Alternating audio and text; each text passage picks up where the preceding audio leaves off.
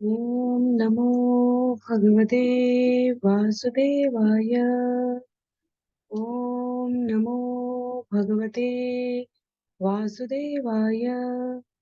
ॐ नमो भगवते वासुदेवाय। हरे कृष्णा। सभी को दंडवत सादर प्रणाम। श्रीमद् भागवतम महापुराण सत्रों की श्रृंखला में आज सत्र 470 470 में सभी भक्तों का स्वागत है। हम सभी यहाँ पर श्रीमद् भागवतम महापुराण को अंतर्राष्ट्रीय कृष्ण भावनामृत संघ के संस्थापक आचार्य कृष्ण कृपा मूर्ति श्री श्रीमद् अभय चरणारविंद भक्ति वेदांत स्वामी श्रील प्रभुपाद की पुस्तक के माध्यम से राज से श्रवण और पठन करने का प्रयास। जैसा कि सत्रों का प्रारूप है, वर्तमान विषय वस्तु का संक्षिप्त अवलोकन, तत्पश्चात मंगलाचरण और उसके बाद एक एक श्लोक का वाचन और अनुवाद श्रवण और पठन करते हुए भक्तों के संग हम सभी जीवन में सारग्राही बिंदुओं को अभ्यास में मनन में लाने का प्रयत्न करें। वर्तमान विषय वस्तु के संदर्भ में हम सभी स्कंद 10 अध्याय 7 जिसका नाम है तृणावर्त का वध आज के सत्र में आरंभ करने जा रहे हैं। इससे पूर्व भगवान जन्म ले चुके हैं। माता योग माया के प्राकट्यकरण के साथ उन्होंने कंस को सतर्क करते हुए चेतावनी देते हुए चक्र को भी भेज दिया है और जिसका परिणाम हुआ है कि सभी दिशाओं में कंस नवजात शिशुओं के वध पर अपने सेवकों को अनुचरों को तैनात कर पूतना नंद बाबा के महल तक प्रवेश कर जाती है। नन्हे नवजात कृष्ण को उठाकर अपना विष युक्त स्तनपान दुग्धपान कराने के इस प्रयास में असफल होती है। भगवान द्वारा ब्रह्म में लीन कर दी जाती है। माता को उसके पद के अनुरूप गरिमा में भले ही वो राक्षसी रही हो, भगवान द्वारा उसे मुक्ति प्रदान की हुई। कंस के अत्याचारों के बढ़ने के इस क्रम में तृणावर्त कैसे प्रवेश करते हैं उसे हम आज के सत्र में श्रवण करेंगे। व्रज की समस्त गोपियां मैया माताएं अपने अपने शिशुओं को और सब मिलकर नवजात शिशु श्री कृष्ण की सुरक्षा चक्र को पुष्ट करने के लिए भगवान हरि के विभिन्न नामों का स्मरण करते हुए शरीर के विभिन्न अंगों के लेपन को गोमूत्र और गोबर से न केवल कृष्ण के लिए पूरा व्रज वासियों का समूह चिंतित है, अपितु गाय बछड़े और व्रज का कण चिंतित है। ये व्रज भूमि है, तो वहां पर गाय के गोबर और मूत्र से भगवान के विभिन्न अंगों पे एक एक हरि का नाम अंकित करते हुए चिन्हित करते हुए उनको सुरक्षा कवच प्रदान किया जा रहा है। अब इस क्रम में तृणावर्त कैसे आएगा हम आज के सत्र में श्रवण करते हैं। आरंभ करते हैं मंगलाचरण से। नारायणं नमस्कृत्य नरं चैव नरोत्तमं देवीं सरस्वतीं व्यासं ततो जयमुदीरयेत्। शृण्वतां स्वकथा कृष्ण पुण्यश्रवणकीर्तन यद्यन्तस्थो यपत्राणि विदुनोति सुयत्स्यताम्। नष्टप्रायेषु भद्रेषु नित्यं भागवत सेवया भगवत्युत्तमश्लोके भक्तिर्भवति नैष्ठिकी। ॐ अज्ञानतिमिरान्धस्य ज्ञानाञ्जनशलाकया चक्षुन्मीलितं येन तस्मै श्रीगुरुवे नमः। मूकं करोति वाचालं पङ्गुं लङ्घयते गिरिं यत्कृपातमहं वन्दे परमानन्दमाधवम्। वाञ्छाकल्पतरुभ्यश्च कृपा सिन्धुभ्यैव च पतितानां पावनेभ्यो वैष्णवेभ्यो नमो नमः।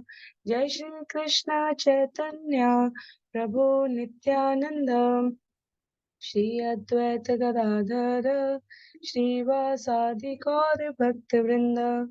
हरे कृष्णा कृष्ण कृष्ण हरे हरे, हरे राम राम राम हरे हरे।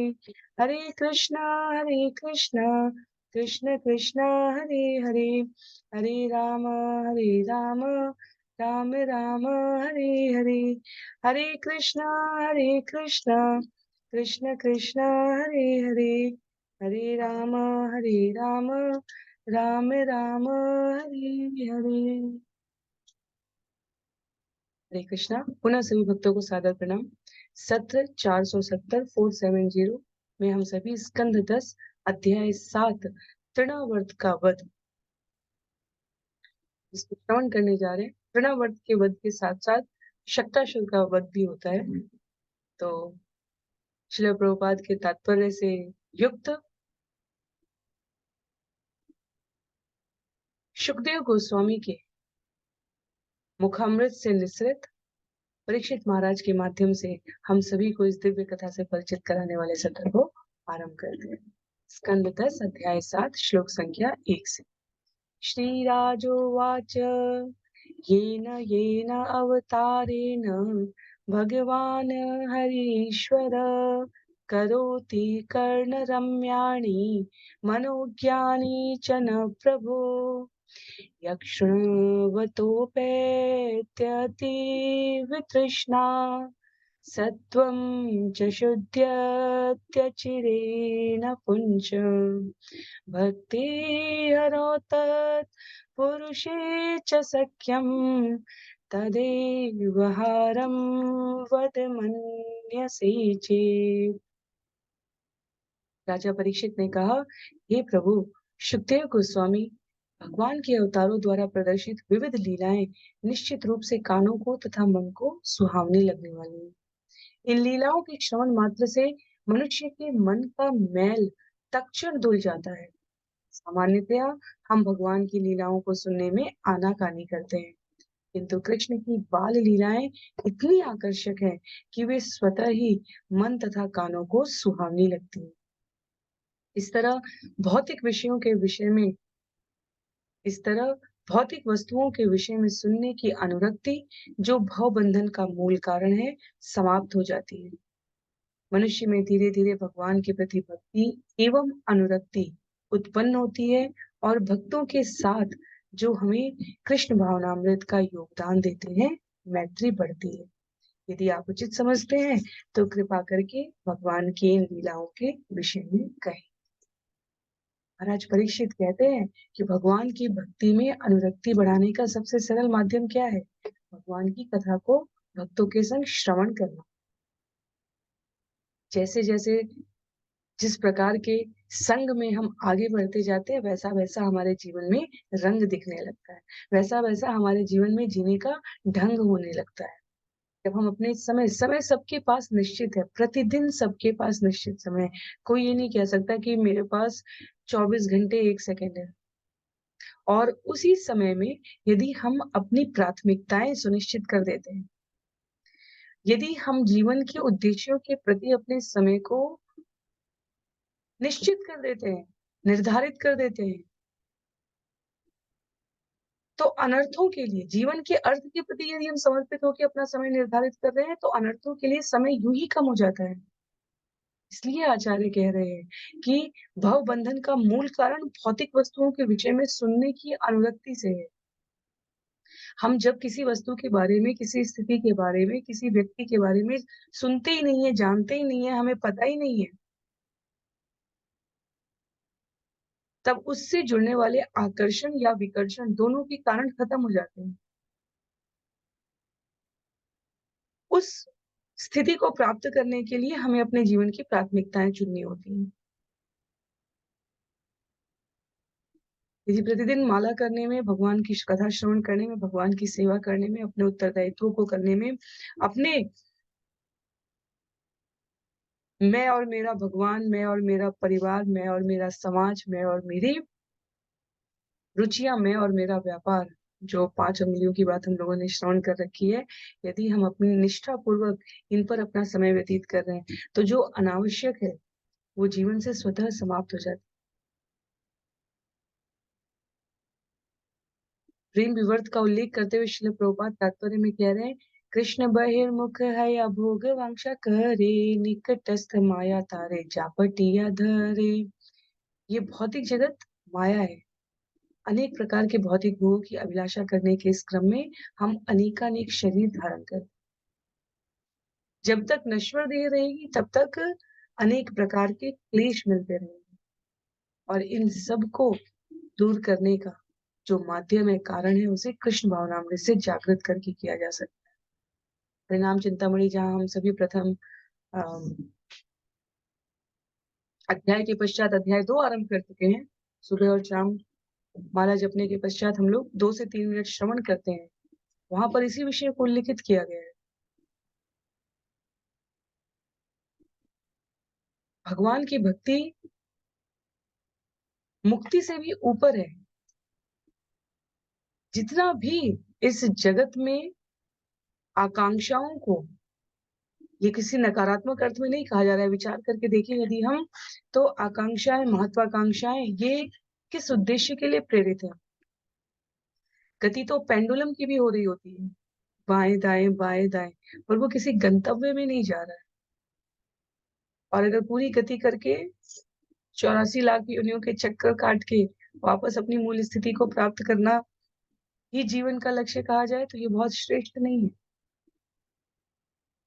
जहां है वहां से हमें अपने आप को ऊर्ध्वगमन की ओर प्रेरित करना है। जीवन के हर कार्य के प्रति हमें अपनी सतर्कता सुनिश्चित करनी है। उत्तरदायित्व युक्त कार्य हमारे पर। आकांक्षाएं और वासनाएं किस स्तर पर, भौतिक वासनाएं, ये प्रकार की इच्छा, ये प्रकार की अभिलाषा अनावश्यक रूप से यदि भक्ति उसके केंद्र में नहीं है तो हमें धीरे धीरे त्यागने का अभ्यास करना है। भगवत गीता अध्याय 8 श्लोक संख्या 5 से लेकर 15 तक में हमें इसकी विस्तृत जानकारी मिलती।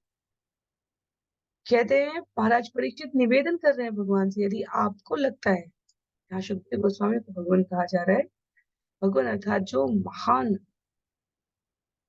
विभूति, स्वयं सुखदेव गोस्वामी भगवान के शक्त्यावेश अवतार है, महान गुणों को धारण करने वाले। तो कहते हैं भगवान प्रभु यदि आपको उचित लगता है तो कृपा करके भगवान की लीलाओं के विषय में विस्तार पूर्वक कहे, जिसे श्रवण करने के पश्चात जीव जीवन की व्यथा के प्रति सावधान हो जाता है। श्लोक संख्या 3 में कहते हैं अथान्यत् अपि कृष्णस्य तोकाचरितम् अद्भुतम् मानुषं लोकमासाद्य तज्जातिम अनुरुन्धता। कृपया भगवान कृष्ण की अन्य लीलाओं का वर्णन करें जो मानवीय बालक का अनुकरण करके और पूतना वध जैसे अद्भुत कार्यकलाप करते हुए इस पृथ्वी लोक में प्रकट। हम देखें भगवान शरीर रूप से तो मनुष्य लगते हैं, पर भगवान के अद्भुत सामर्थ्य को यदि समझना हो तो यहाँ स्पष्ट लिखा है कि पूतना का वध अपने आप में अद्भुत कार्यकलाप है। सामान्य मानवीय शिशु ऐसा नहीं कर सकता। भगवान ने कोई यौगिक शक्ति नहीं प्रदर्शित की। पूतना ने शरीर बदला, छोटी हुई, बड़ी हुई और सुंदर हुई, विकराल शरीर वाली हुई। भगवान जिस स्वरूप में थे उसी में रहते हुए, जिस स्मित हास्य के साथ वो बिस्तर पर पलंग पर लेटे हुए थे, जब पूतना ने देखा उसी स्मित हास्य के साथ वो उसकी गोदी में स्तनपान भी करते हैं। और उसी स्मित हास्य को ब्रजवासियों ने देखा जब पूतना का शरीर मृत होकर पड़ा हुआ और भगवान उसके शरीर के अग्रभाग पर खेल रहे। श्रील प्रभुपाद बहुत सरल लेकिन गंभीर बात कहते हैं। भगवान को अपने ऐश्वर्य का प्रदर्शन करने के लिए किसी विशेष रूप की आवश्यकता नहीं, किसी विशेष समय की आवश्यकता नहीं, किसी विशेष साधन की आवश्यकता नहीं, क्योंकि वो सर्वकालिक पूर्णतम है। वो हर क्षण में, हर रूप में, हर स्थान पर, हर समय में सभी शक्तियों के स्वामी हैं। मानवीय रूप से नवजात शिशु के द्वारा पूतना जैसी राक्षसी का वध करना संभव नहीं है। इसलिए वो स्पष्ट रूप से जो शब्द प्रयोग हुआ है वो है अद्भुत कार्यकलाप। परीक्षित महाराज के निवेदन करने के पश्चात सुखदेव गोस्वामी श्लोक संख्या 4 में कह रहे हैं श्री शुक उवाच कदाचिदोत्थानिककौतुकाप्लवे जन्मक्षयोगे समवेतयोषिताम् वादित्रगीतद्विजमन्त्रवाचके चकार सूनोऽभिषिचे नमस्सति। सुखदेव गोस्वामी ने आगे कहा, जब यशोदा का नन्हा शिशु उठने तथा करवट बदलने का प्रयत्न करने लगा तो वैदिक उत्सव मनाया गया। ऐसे उत्सव में जिसे उत्थान कहा जाता है और जो बालक द्वारा घर से पहली बार निकलने के अवसर पर मनाया जाता है, बालक को ठीक से नहलाया जाता है। जब कृष्ण 3 मास के पूरे हुए तो माता यशोदा ने पड़ोस की अन्य औरतों के साथ इस उत्सव को मनाया। उस दिन चंद्रमा तथा रोहिणी नक्षत्र का योग था। इस महोत्सव को माता यशोदा ने ब्राह्मणों तथा वैदिक मंत्र के उच्चारण तथा पेशेवर गायकों के सहयोग से संपन्न किया। 3 मास के हो चुके हैं कृष्ण, और मैया द्वारा जो ग्रहों का संयोग देखा गया, चंद्रमा तथा शुभ नक्षत्र रोहिणी के संयोग में इस स्नानोत्सव का आयोजन किया गया। नाना प्रकार के संगीत, गायन, योग्य ब्राह्मणों के साथ वैदिक मंत्रों के उच्चारण में पुत्र के स्नानोत्सव का मैया सभी गोपियों के साथ मिलकर आयोजन कर रही है।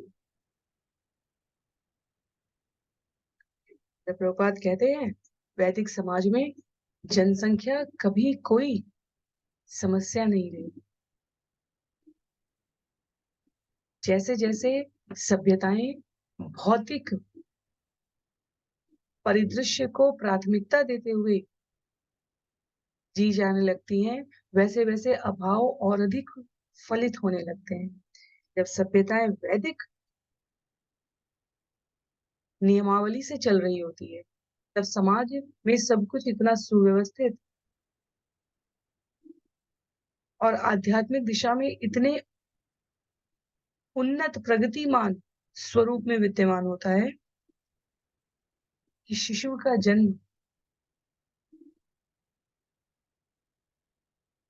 एक स्वाभाविक उत्सव है। संसाधनों की प्रचुरता जीवन में कभी हमारी शांति का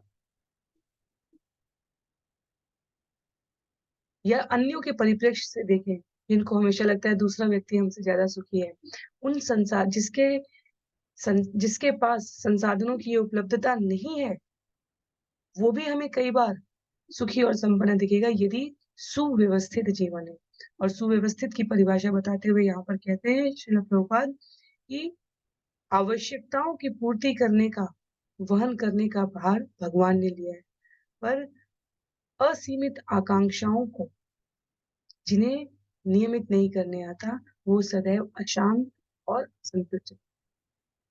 वैदिक समाज की सुव्यवस्था यहाँ पर दृष्टिगोचर है कि जब भी संतान का जन्म हो, प्रत्येक घटनाक्रम में ग्रहों के, प्रकृति के नियमों को,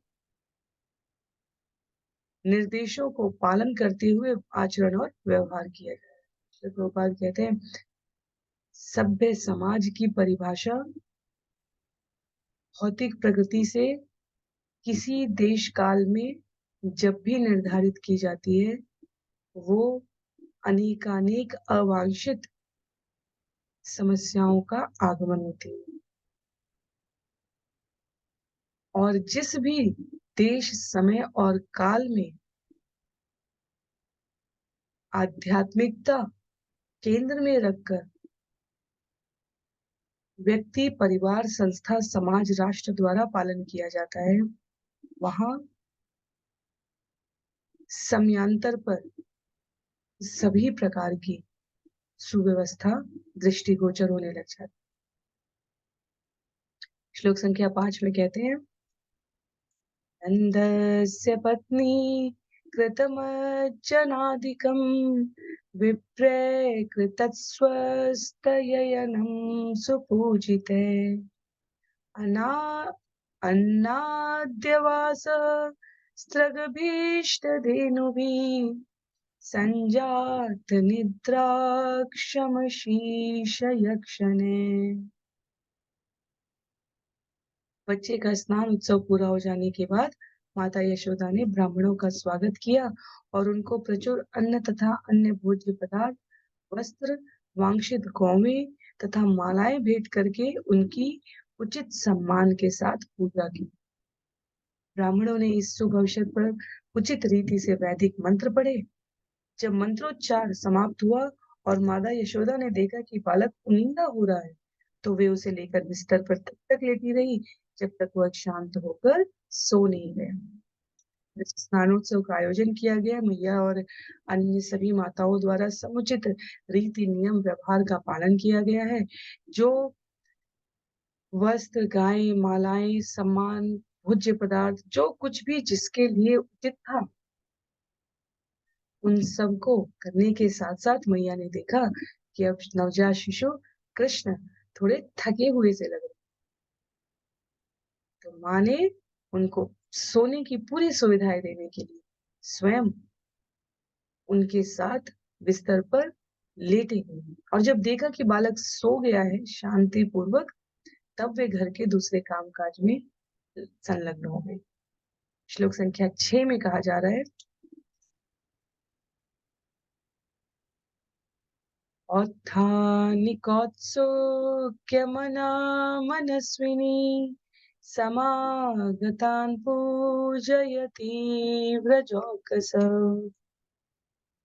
नैवाशृणोद्वै रुदितं सुतस्य सा रुदन् स्तनार्थी चरणावुदक्षिपत्। उत्थान उत्सव मनाने में मग्न उदार माता यशोदा मेहमानों का स्वागत करने, आदर सहित उनकी पूजा करने तथा उन्हें वस्त्र, गौवें, मालाएं और अन्न भेंट करने में अत्यधिक व्यस्त थी। अतः वे बालक के रोने को नहीं सुन पाई। उस समय बालक कृष्ण अपनी माता का दूध पीना चाहता था, अतः क्रोध में आकर वह अपने पांव ऊपर की ओर उछालने लगा। अब जो वर्णन आता है जहाँ भगवान किस प्रकार शक्तासुर को पहचान करवा के उसे मुक्ति प्रदान करने वाले हैं। तो जब तक कन्हैया को सुलाना था, तक मैया बिस्तर पर उनके साथ ले गई। जब वो शांतिपूर्वक सो गए हैं, तो उल्लेख आता है कि जहाँ मैया घर के दूसरे कामकाज कर रही हैं, मग्न है, वहां उन्होंने उसे, जिसे हम स्ट्रॉलर कहते हैं, अलना कहते हैं, ऐसे घरेलू छकड़े के नीचे लिटा दिए गए थे। स्थानीय भाषा में उसे छकड़ा कहते हैं। और उल्लेख आता है आगे कि मैया को तो लगा कि ये छकड़ा है, पर कृष्ण के अमंगल करने के भाव से आए कंस के भेजे गए असुर ने वास्तव में उस छकड़े का स्वरूप, स्ट्रॉलर का रूप धारण किया था, पालने का, जहां पर भगवान लीला कर रहे हैं कि जब इतने कोलाहल में, इतनी व्यस्तता में, इतने काम की मध्य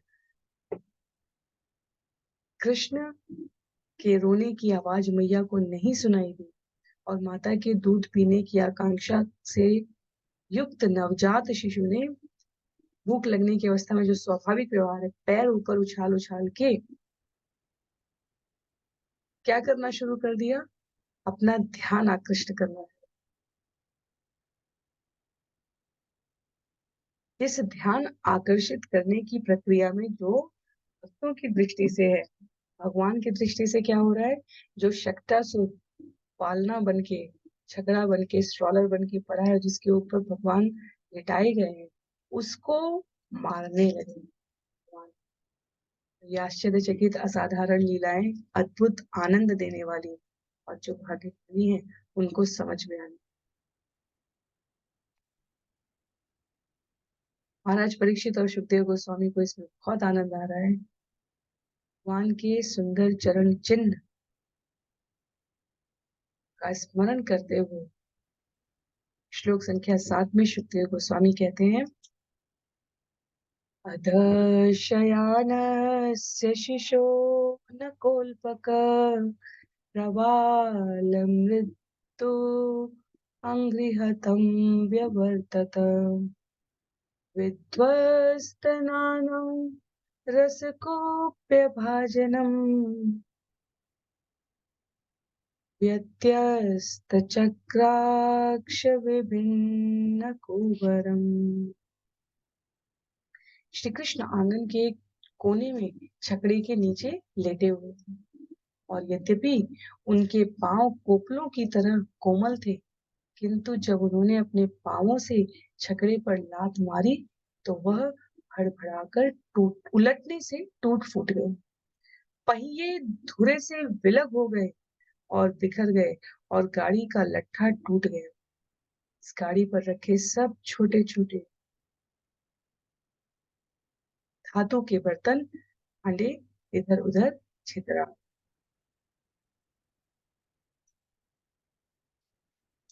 जीवन में जब भगवत कृपा होती है तो जो कुछ भी अव्यवस्थित सा दिख रहा होता है वो भी अत्यंत सुव्यवस्थित हो जाता है।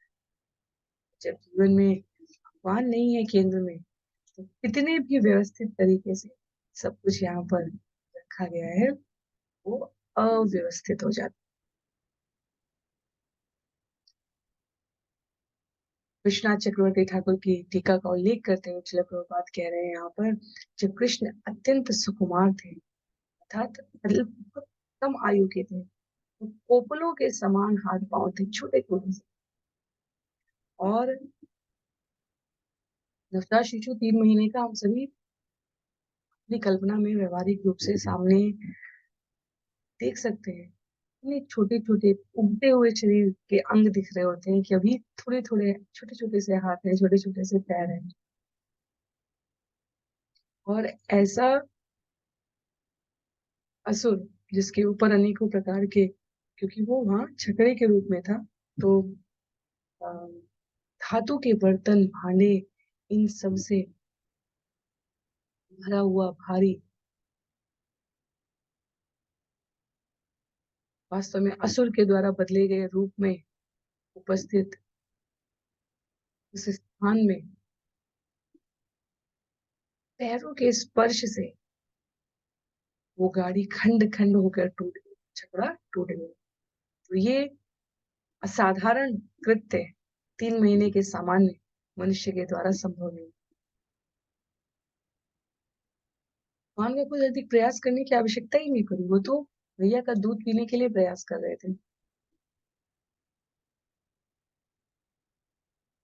वैष्णव तोषणी की टीका का उल्लेख करते हुए श्रील प्रभुपाद कहते हैं, यद्यपि छकड़ा बच्चे से ऊंचा था किंतु बालक आसानी से पहिए छू सकता था और इतना ही पर्याप्त था असुर को पृथ्वी पर नीचे फेंकने के लिए। भगवान ने एक ही साथ असुर को पृथ्वी पर फेंका और छकड़े को तोड़ डाला।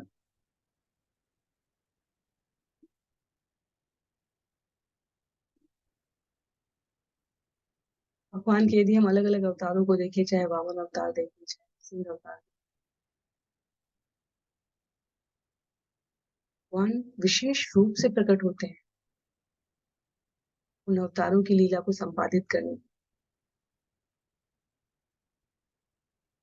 और कृष्ण लीला में भगवान जो करते हैं वो उनकी असीम शक्ति का प्रदर्शन इस अर्थ में है, सब कुछ वो बड़े ही सरल प्रयास सामान्य रूप से करते हुए दिख रहे हैं, क्योंकि भगवान के लिए भक्तों की रक्षा करते हुए इस प्रकार का व्यवहार करना अत्यंत स्वाभाविक है। श्लोक संख्या 8 में, दृष्ट्वा यशोदा प्रमुखा व्रज स्त्रिय औत्थानिके कर्मणि समागता नन्दादयश्चाद्भुतदर्शनाकुला कथं स्वयं वै शकटं विपर्यगात्।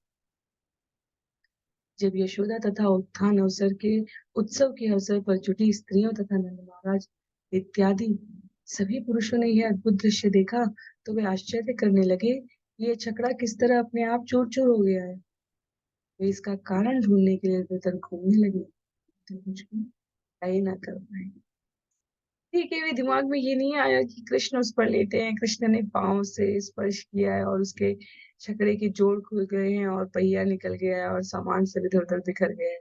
सबने क्या कहा, ये अपने आप कैसे चूर-चूर हो गया? आस-पास जाके उन्होंने इधर-उधर देखना चाहा, पर उन्हें कुछ भी दिखाई नहीं दिया। तो ये वात्सल्य की जो अभिव्यक्ति है, गोप-गोपियों, व्रजांगनाओं, नंद बाबा, मैया यशोदा के द्वारा, ये इस रस को और अधिक बढ़ा देती है। श्लोक संख्या 9 में ऊचु अव्यवसितं तीन गोपान् गोपिश्च बालिका रुदतानीनपादीन् क्षिप्तमेतन्न संशय। वहां पर जुटे ग्वाले तथा गोपियां सोचने लगे कि यह घटना कैसे घटी। वे पूछने लगे, कहीं यह किसी असुर या अशुभ ग्रह का काम तो नहीं है। उस समय वहां पर उपस्थित बालकों ने स्पष्ट कहा कि बालक कृष्ण ने ही इस छकड़े को लात से मारकर दूर फेंका। रोते बालक ने ज्यों ही छकड़े की पेटी पर अपने पांव मारे, त्यों ही पहिए सहित छकड़ा ध्वस्त हो गया। इसमें कोई संदेह नहीं।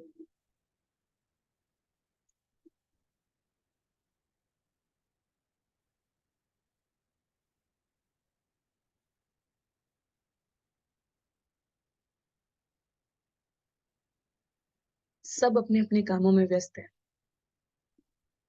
पर जो बालक आसपास खेल रहे थे उन्होंने कहा, हमने देखा कोई और नहीं आया था, सिर्फ कन्हैया ही ऐसे इधर उधर पांव हिला रहा था और उसके पांवों की इस गति करने से ये अपने आप टूटकर गिर गया है। यहाँ हमारे आचार्य भाष्य प्रभुपाद कह रहे हैं कि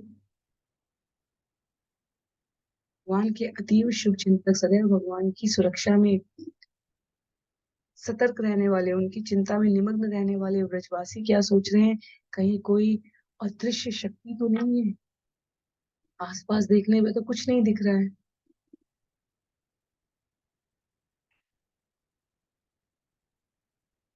कहते हैं श्रील प्रभुपाद, शक्तासुर ऐसा भूत था जिसने छकड़े में शरण ले रखी थी और कृष्ण को क्षति पहुंचाने की ताक में था। जब स्थूल शरीर नहीं प्राप्त हो पाता है जीव को किसी भी कारणवश, तो वो भूत स्थूल शरीर को छोड़कर उसी में अड्डा जमाते हैं। ये जो हमारी जितनी भी घर परिवार की अलग अलग कथाएं होती हैं, कहीं किसी गांव में किसी वृक्ष के नीचे, किसी नदी के किनारे, किसी पत्थर में, किसी गुफा में, उनके लिए शास्त्र में उल्लेखित आता है कि वास्तव में प्रत्येक मनुष्य को एक निश्चित आयु, एक निश्चित शरीर में रहने के लिए प्राप्त होती है, उसकी पूर्वगत आकांक्षाओं के कारण। यदि कोई अपना शरीर उससे पहले नष्ट कर दे किसी भी कारणवश, या तो वो स्वयं अ, आत्महत्या करके या अ, अनियोजित, बिना भगवत आज्ञा के, यदि जीव को दिया गया शरीर समय से पहले नष्ट हो जाता है, तो ऐसे जीवों को अगला शरीर जब तक भौतिक जगत का वो समय काल पूरा नहीं हो जाता तब तक नहीं प्राप्त। इसलिए यहाँ पर लिखा है कि वे क्या बन जाते हैं, वे भूत प्रेत बन जाते हैं। तो वो कहाँ निवास कर रहे होते हैं, वो किसी स्थूल शरीर प्राप्त नहीं हुआ है उन्हें, तो वो भूत स्थूल शरीर को ढूंढकर, जैसे ये शक्तासुर के लिए कहा गया कि उसने इस छकड़े में शरण ले रखी थी, क्योंकि वो भूत प्रेत की श्रेणी में था, उसको अभी कोई शरीर प्राप्त नहीं हुआ। आगे कहते हैं श्रील प्रभुपाद, भगवान की अचिंत्य शक्तियों का ये जो वर्णन है, ये जो प्रभाव है, ये जो लीला के रूप में दृष्टिगोचर हो रहा है, इसकी दूसरी प्रामाणिकता क्या है? यदि छकड़े के टूटने से बर्तन और अन्य सामान इधर उधर बिखर गए तो इस अव्यवस्था में कृष्ण को भी कहीं कुछ चोट आनी चाहिए थी, कहीं कुछ भय लगना चाहिए था।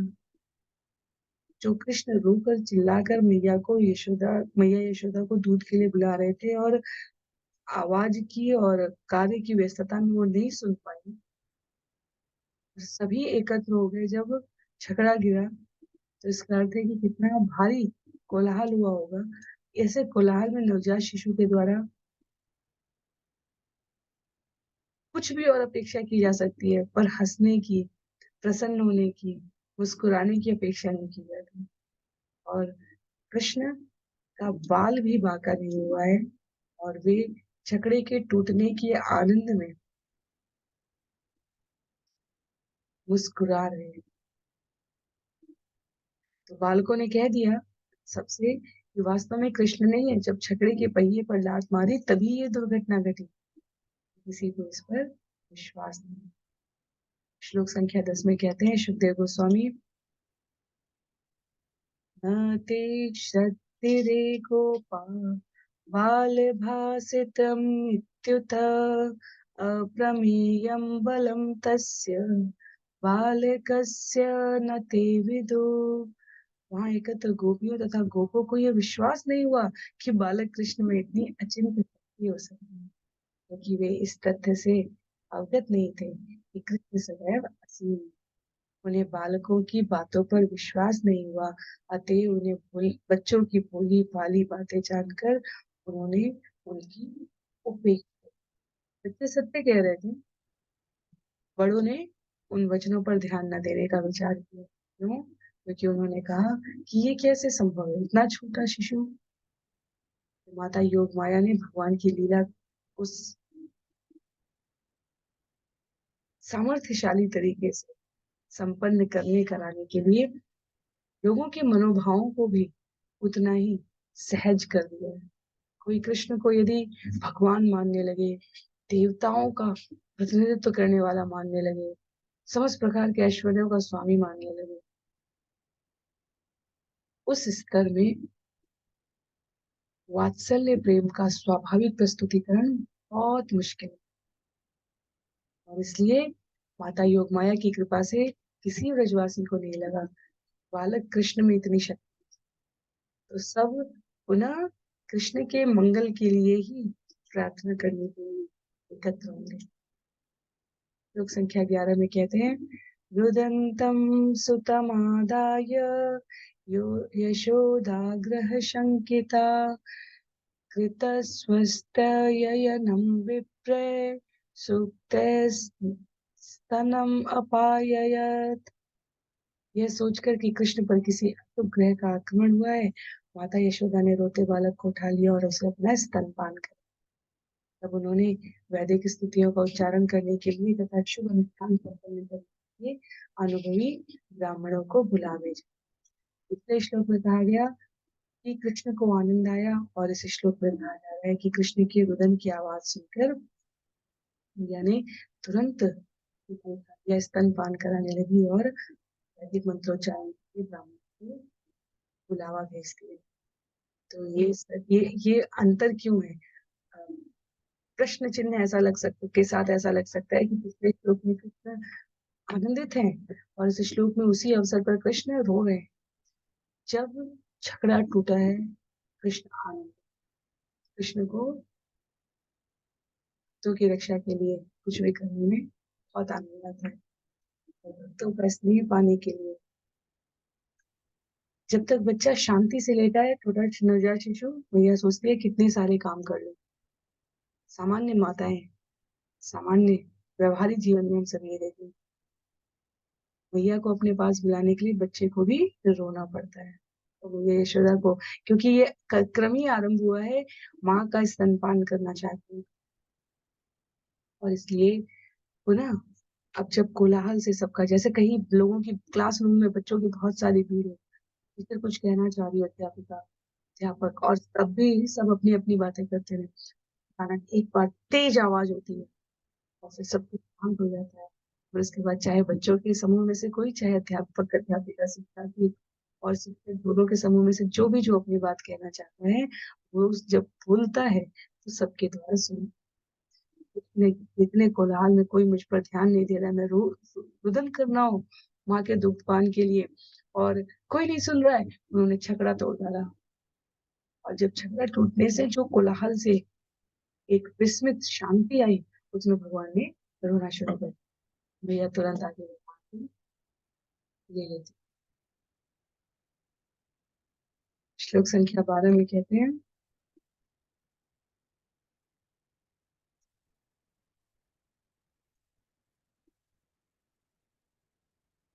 पूर्ववत् स्थापितं गोपे बलिभिः सपरीक्षदम् विप्राहुत्वा अचर्यां चक्रु तदीयक्षतकुशाम्बुभिः।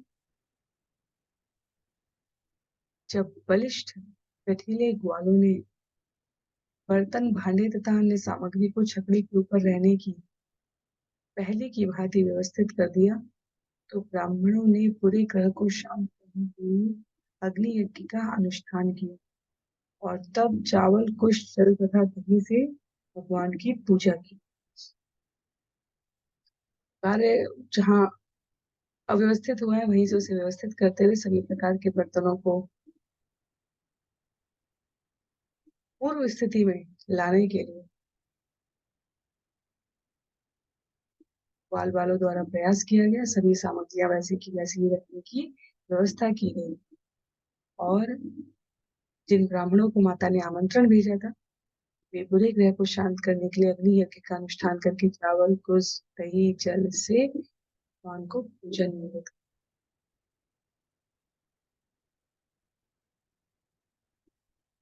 श्लोक संख्या 13 से 15 तक एक साथ है। ये असूयानृतदम्भेर्षाहिंसा मानविवर्जिता न तेषां सत्यशीलानाम् आशिषो विफलाकृता इति बालकमादाय सामर्यजुरुपाकृते जले पवित्रौषधिभिः अभिषिच्य द्विजोत्तमे वाचयित्वा स्वस्तयनं नन्दगोपसमाहिता भूत्वा चाग्निं द्विजातेभ्य प्रादादन्नं महागुणम्। जब ब्राह्मण जन ईर्ष्या झूठ मिथ्या अहंकार द्वेष अन्यों के वैभव को देखकर मचलने तथा मिथ्या प्रतिष्ठा से मुक्त होते हैं तो उनके आशीर्वाद व्यर्थ नहीं जाते। यह सोचकर नंद महाराज ने गंभीर होकर कृष्ण को अपनी गोद में ले लिया और इन सत्यनिष्ठ ब्राह्मणों को साम ऋग तथा यजुर्वेद के पवित्र स्त्रोतों के अनुसार अनुष्ठान संपन्न करने के लिए आमंत्रित किया। जब मंत्रोच्चार हो रहा था तो नंद ने बच्चे को शुद्ध जड़ी बूटियों से मिश्रित जल से स्नान कराया और अग्नि यज्ञ करने के बाद सभी ब्राह्मणों को उत्तम अन्न तथा अन्य प्रकार के पदार्थों का स्वादिष्ट भोजन किया। तो नंद महाराज आ गए हैं अब और नंद महाराज के जीवन में ब्राह्मणों की योग्यता पर पूरा पूरा विश्वास, इस अटूट सहज विश्वास के कारण उनके जीवन में ये निश्चित था कि उन्हें ब्राह्मणों के आशीर्वाद पर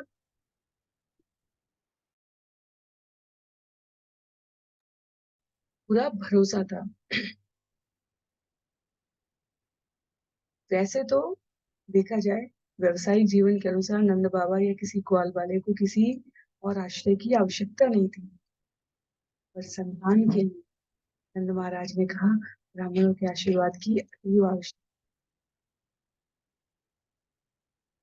नंद बाबा ब्राह्मणों को बुलाते हैं। मैया यशोदा सभी प्रकार की व्यवस्था करती है। दोनों की इस प्रयास से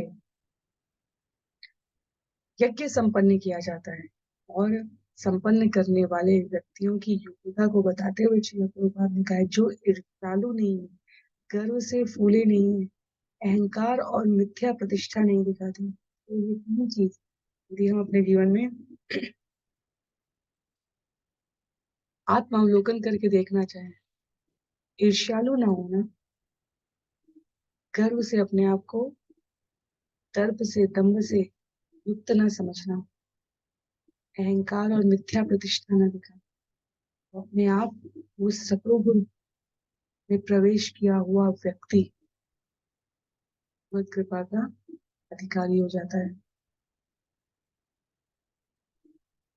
नंद बाबा को यहाँ पर कहा गया है वो ईर्ष्यालु नहीं है, झूठी प्रतिष्ठा के बल पर अपने आप को बहुत अधिक दिखावटी जीवन में नहीं लगाते। वो हर एक को समान रूप से आशीर्वाद देने के लिए तत्पर है। किसी भी स्तर पर वो किसी अन्य का अहित नहीं करते, कपट नहीं करते।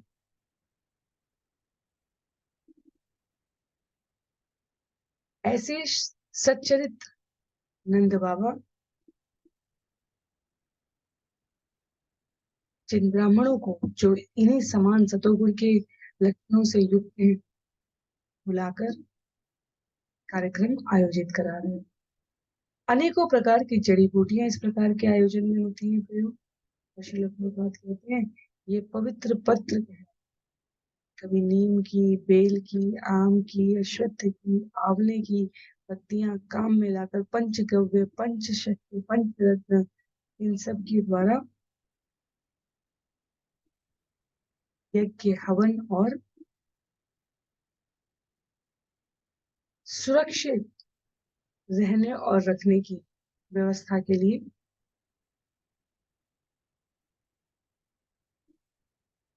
उपस्थित ब्राह्मणों द्वारा इन पदार्थों की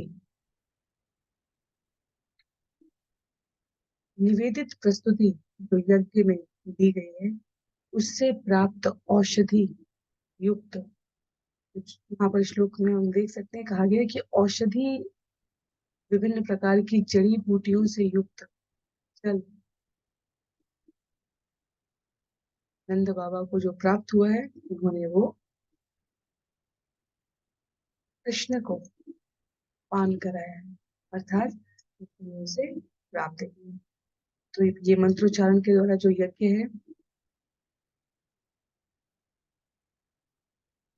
पुनः पूरे जगत की रक्षा करने वाले कृष्ण की रक्षा करनी वात्सल्य प्रेमी थे नंद बाबा और मैया यशोदा।